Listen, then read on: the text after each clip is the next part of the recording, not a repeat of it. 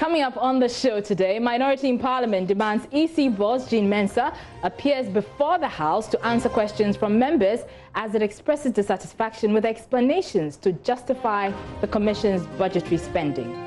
They intend to phase out the registration exercise in some 6,300 registration centers across the country. That troubles my heart. We'll be live in Parliament for the updates of the Commission's appearance before the committee. Now, political scientists cautions political parties against taking electorate for granted as the governing MPP and the opposition NDC trade words over government's manifesto promises. Meanwhile, there's mixed reaction from Ghanaians on government's achievements. Yes. I think when he comes to, as he promised, he has done it. I never hear about the one dam, one village. Most, it's like they are forgotten. As campaigning heats up for the MPP parliamentary primaries, we will hear from two of the contenders in one of the most hotly contested seats, the Dome Kwabenya's constituency. We'll hear from Michael Quay Jr. and Sarah Jossafo. It's not about fight, it's not about insults, it's not about aggression or anything. It's about telling the people what I have done, what I hope to do again, and what holds for us as MPP in the 2020 elections that's ahead of us. All this and more coming up on Election Brief.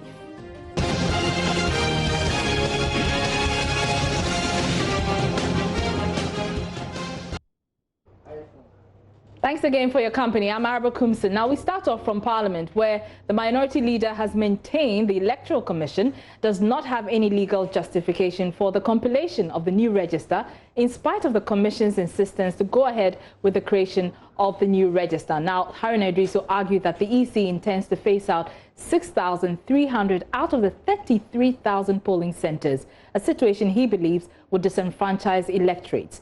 The EC appeared before the Special Budget Committee to brief them on its preparedness towards the compilation of the electoral roll. Listen to Mr. Idrisu, who says his side of the House is not satisfied with answers provided by the chairperson. One, having listened to her, I feel profoundly troubled in my heart for the future of Ghana's democracy. And I feel disappointed that in her answers to questions at the committee level, she made two significant worrying statements that the people of Ghana must know. To paraphrase her words, they intend to phase out the registration exercise in some 6,300 registration centers out of the 33,000 registration centers across the country. That troubles my heart because Article 42 will not be observed in essence through making available to Ghanaian people a legitimate and guaranteed right they are entitled to under Article 42. Phase out registration exercise. Not absolute, not countrywide, not in every registration center, and not in the 333,000 gazetted polling stations. So it means that the number they are given today contradicts what has been officially gazetted. So take note of that. The second matter, which is even more worrying, she does not seem to understand the essence of data synchronization and data harmonization. In her answers to a simple question, she stated, I'm paraphrasing again, they do not intend to use the data of the National Identification Authority. So what will they do with national ID card? Any person walks there, no opportunity for verification, no opportunity for authentication. She emphasized that they would use it only for purpose of identity, that you are a citizen of Ghana. So she does not understand what it means to share data, to synchronize and to harmonize the data. If any of you have a Ghana card, the chip in it, if you build it into a dedicated and a well-built software and hardware, your bio data must necessarily show up, and you should be able to verify and authenticate it at that polling station. I do not see a cooperation and I do not see a collaboration, even though that have been made an essential primary reference document. But her assurance is that they would accept it only for purpose of identity, that you are a Ghanaian. Not, naturally, we had made the request that she should appear before our committee. Better late than never. Well, my colleague Kwesi Parker-Wilson is monitoring that meeting in Parliament. He joins us live. Parker, we have heard from the minority on why they think the Commission is still unprepared for the upcoming registration. But what have you gleaned in terms of the assurances the EC boss, Jean Mensah, and her team have been given the Subsidiary Legislation Committee?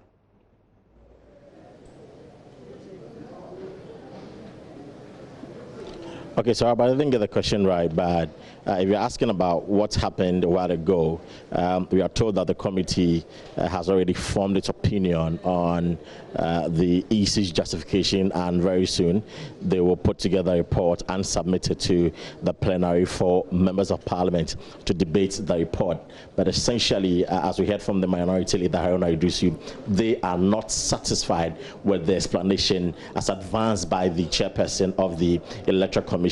I made my own checks with some of the members of parliament, especially from the majority who were in that meeting, and they tell me that all the things that the minority leader said were untrue. I mean, that's the point they were making.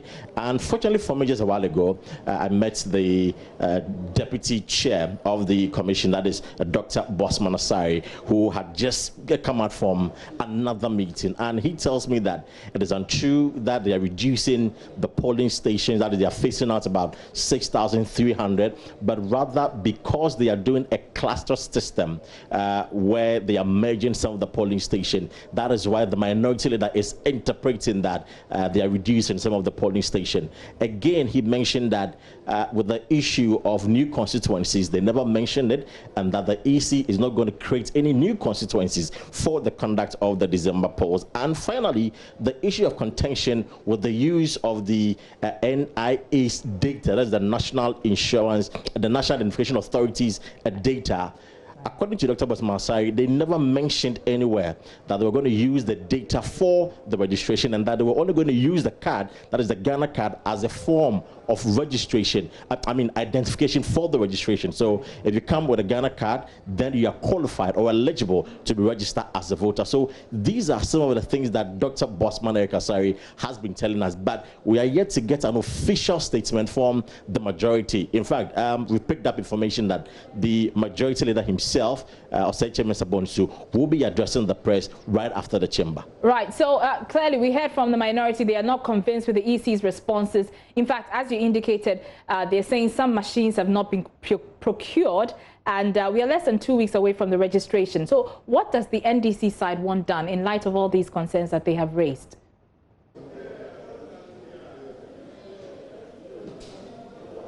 Well, so they said they were going to caucus meeting, put together all the things the Electoral Commission, the chairperson of the commission said, and actually come out with an official position on the way forward. But for now, they just want Ghanaians or the electorate to appreciate the inconsistency in the pronouncement or the explanation of the chairperson of the Electoral Commission. But in due course, definitely they'll let us know their position on the matter, even after the EC has come to justify the reason why they want to create a new register for the December polls.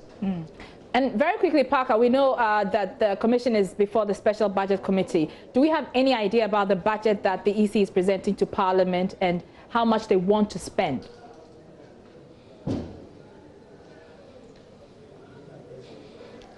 Not yet, but of course we know that the Electoral Commission is procuring some PPEs for electoral officers for just the registration exercise, and of course the elections as well. And according to Haruna Dusu, they are spending about 1.5 million Ghana cedis on that.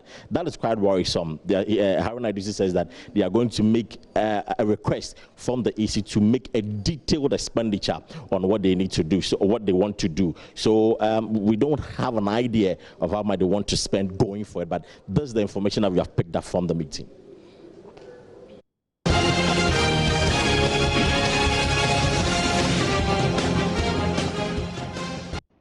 Let's stay on the EC because the Mass Action Committee is urging former President John Dramani Mahama to support the compilation of the new register, since he said he will reject the outcome of a flawed election. Addressing party members at the NDC's 28th anniversary, Mr. Mahama promised that the party was committed to a peaceful electoral process, but he said, quote, "Let nobody assume that we will accept the results of a flawed election." Of course, we know that the NDC flag bearer, like his party, is also against the compilation of the register. But during a press conference today at the Press Center in Accra, Executive Secretary of the group, Atiq Mohammed, said one of the defining features of a free, fair and transparent election is the existence of a credible register. So Mr. Mahama should advocate for the compilation of the new register if he doesn't want a flawed register. The former president has made the point that he will reject any flawed election, even though he failed or he fell short of defining what a flawed election is. But, you know, we all understand that an election is flawed when it is not free, it is not fair, it's not transparent. So to that extent, we agree with him. But where we disagree with him is you cannot say you won't accept a flawed election on the one hand, but on the other, you are resisting the compilation of a new register whose intention is to present with Ghanaians a credible register. The new register that is about to be compiled, the idea behind it is for us to have a credible register going to the 2020 election. So we are making the point that one of the defining features of a free, fair and transparent election is a credible register. And the Electoral Commission, in its estimation, taking into consideration all factors and all reasons, they've come to the conclusion that it is important to have a new register because they feel it is important to have a credible register going to the election. So if the president or the former president is allergic to a flawed election, then he should be supporting the efforts of the Electoral Commission to compile a new register, because that is to give you a credible register that you can go into the elections with, so that at the end of the day you can't say the elections were flawed. So you cannot resist the compilation of a new register whose intention is to present us with a credible register, and at the same time be crying about the fact that you reject any flawed election. If you are afraid of a flawed election, then you should be excited about the compilation of a new register. And that is why we say that we are calling on him, that we agree with him that nobody wants a flawed election. So to that end, he should support and encourage his supporters to go out in their numbers and register, so that at the end of the day we can all have a credible register that will prevent us from having a flawed election.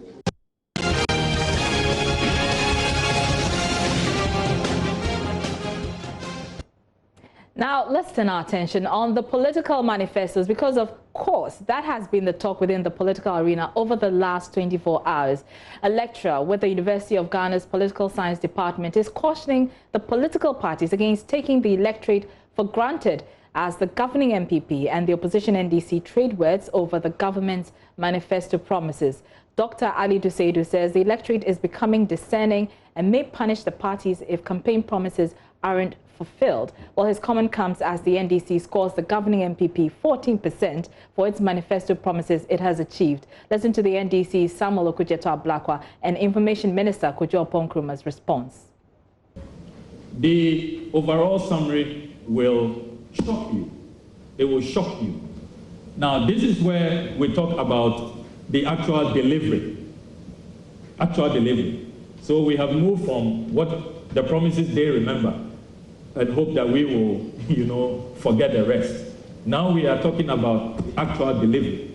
So this is the overall summary, the sectorial analysis.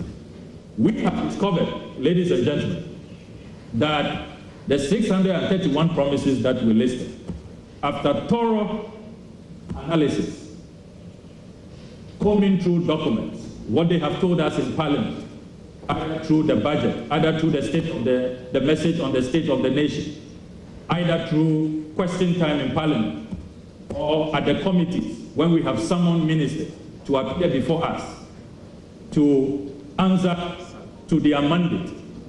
Ladies and gentlemen, it will shock you to realize that only 86 out of these 631 promises have been delivered. So the percentage achieved is 14%.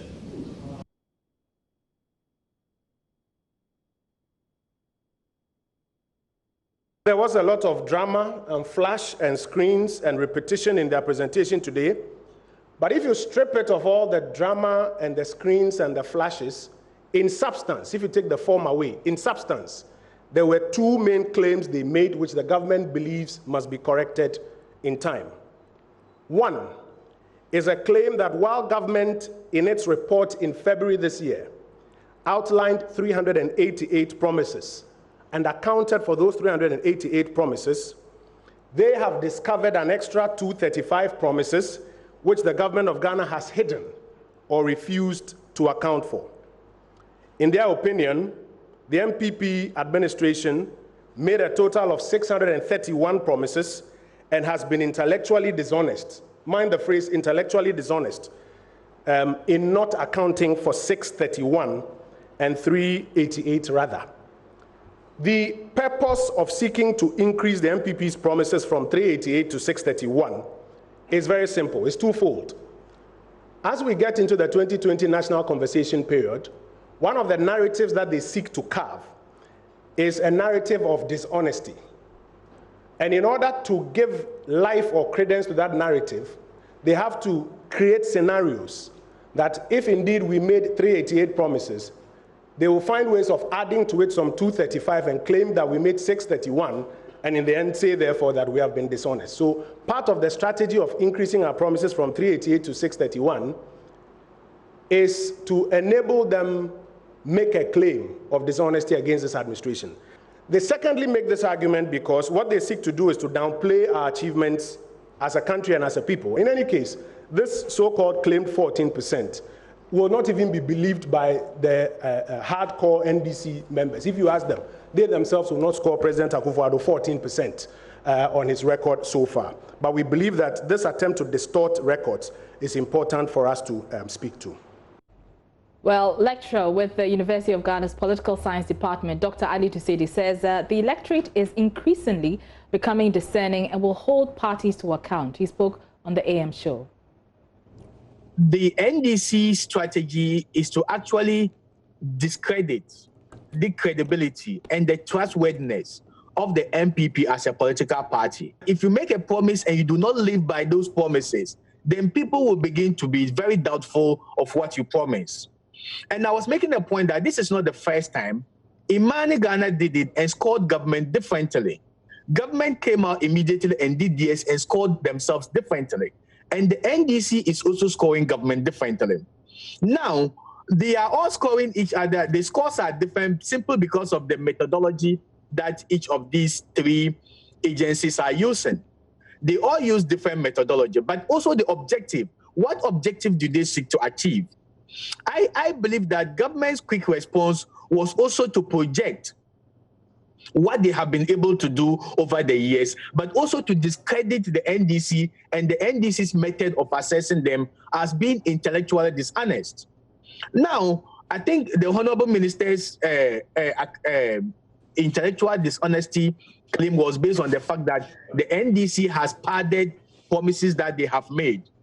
Now, Mr. Walker, if you look at it, the promises that politicians make is not only what is contained in the manifesto, but when a political party leader, flag bearer, or running mate, or somebody mounts a political platform and make a promise that can convince Ghanaians to vote for them based on that promise, it counts as something that should be redeemed.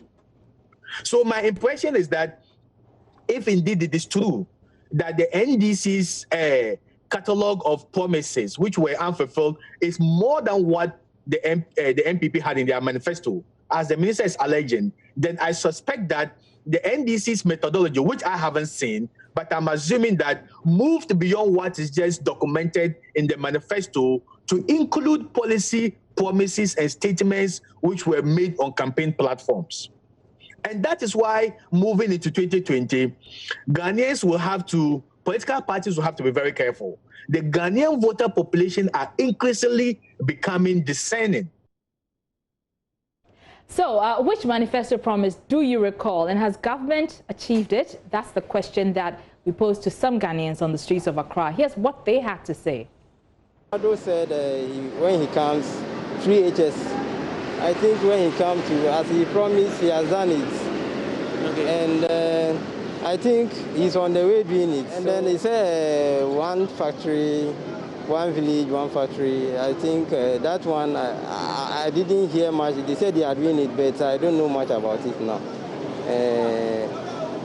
So I hope, as they said, they are trying to do it. So let's give them some time. I never hear about the one dam, one village. I don't think they have completed that job, and there's a factory around some areas too. I don't hear about that. So, but I don't follow their plan much, so I can't tell you more about it. Past 4 years, the government promised to give we the youth more works, and also to make sure that Ghana will be very clean, and also more chances so that any kind of work that we will choose to do, we can be able to benefit from it very well. But now we can see that a lot of things that he said, but most it's like they have forgotten all of them.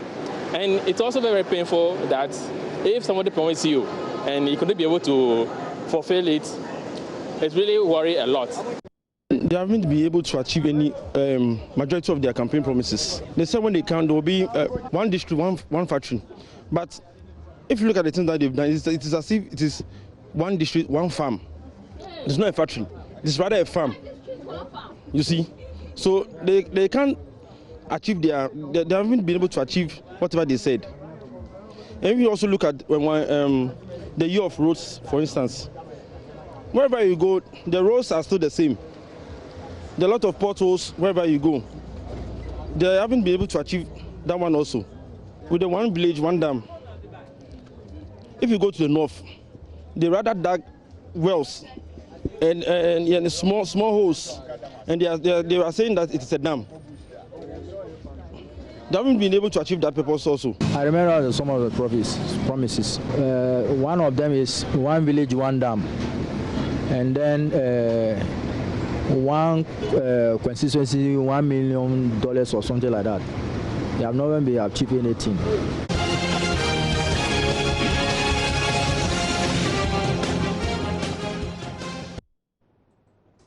Now, the countdown to the governing New Patriotic Party's parliamentary election has begun as aspirants race to capture the hearts and minds of the delegates this Saturday, June 20.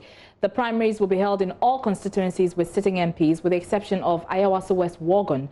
Party officials say the polls will be held on electoral area basis per the Electoral Commission's designation. So we're 3 days away from the elections and campaigning is heating up. One of the hotly contested areas is Domik Kwabenya constituency, where Deputy Majority Leader Sarah Adjah-Safo and Mike Okwe Jr. are going head to head. Sarah Adjah-Safo has been speaking about her chances today on the Super Morning Show. It's not been bad. I mean, Ghana first, our nation first. So Parliament is service to our people. And this is more or less like an internal family matter. Your opponent, Mike Okwe Jr., what do you make of him? I think he's an ambassador. And he's in the constituency. This is the second time he's contesting me. Yeah. That's it? That's it. Okay. Yeah. How do you assess his abilities? You know, and I'm sure he's spoken quite publicly about what he plans for the constituency. What do you make of all of that? I think when you're going for a contest, you spend very little time focusing on your opponent. I think you put in more energy and more work into what you have to do. And our target is the people who are going to vote for us, which is the delegates. Yeah. What do they make of you? What do they expect of you? And what they make of your representation of them in Parliament and in the...